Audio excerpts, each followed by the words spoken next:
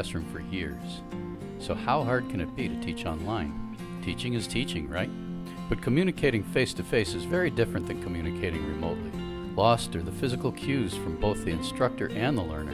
In an asynchronous online environment, a student's confused expression does not translate to a text-based learning management system, and the feedback loop takes hours rather than seconds. Judith Bocher and Rita Marie Conrad list 5 important differences in their online teaching survival guide. First, the faculty role shifts to more coaching, guiding, and mentoring. Second, learners are more active and direct more of their own learning experience.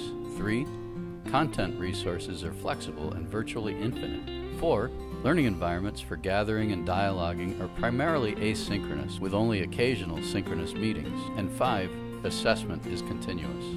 In the classroom, a seasoned instructor can shift teaching tactics and strategies on the fly in direct response to his or her students' real-time reaction to new concepts. But in an online venue, course content and how it is presented is determined in advance, and while changes can be introduced in response to student need, the process is by no means instantaneous as in the face-to-face environment. With that in mind, it's critical that your online course is as close to optimal at the start. That requires excellent planning, design, and presentation. Luckily, many instructors have taken on the same challenge, and over time a rich collection of best practices has emerged. SUNY's Center for Online Teaching Excellence has aggregated the best of these best practices into an easy-to-use rubric called OSCQR. OSCQR stands for the Open SUNY Code Quality Review.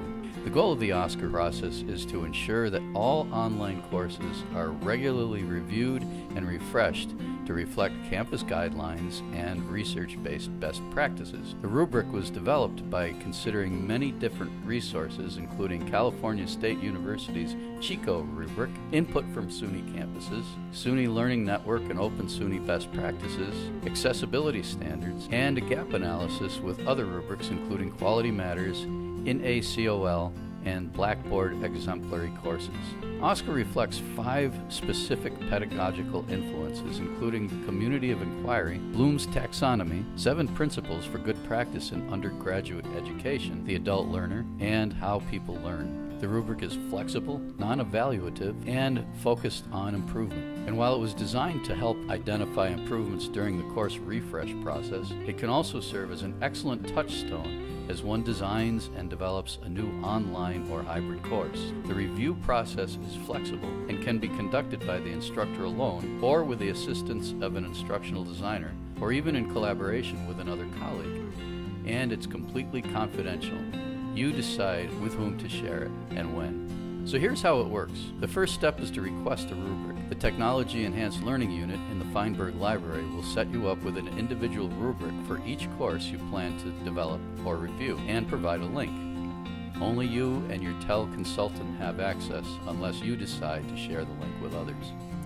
The rubric consists of 50 indicators in 6 separate groups: course overview and information, technology and tools, design and layout, content and activities, interaction, and assessment and feedback. As you go through the process of evaluating various facets of your course, the OSCQR rubric automatically keeps track of your work and generates an action plan based on your results. Each indicator includes a link to a page of suggestions. Once your evaluation is complete, OSCQR generates a comprehensive action plan, which includes the various comments that were added, as well as an estimate of the time necessary to make those suggested modifications. While it's true that the rubric can be used for self-evaluation, some of your colleagues who have already availed themselves to this valuable tool, and did so in conjunction with TEL's instructional designers, have this to say about their experiences.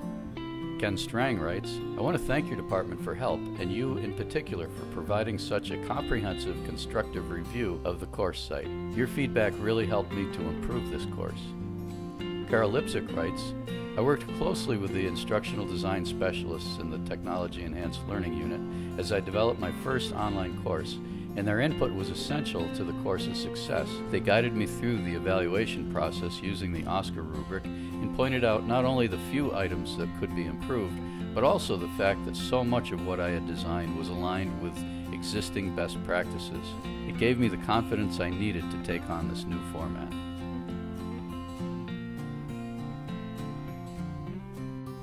Whether you're a seasoned veteran at online course design or this is your first time, I urge you to take advantage of this valuable service.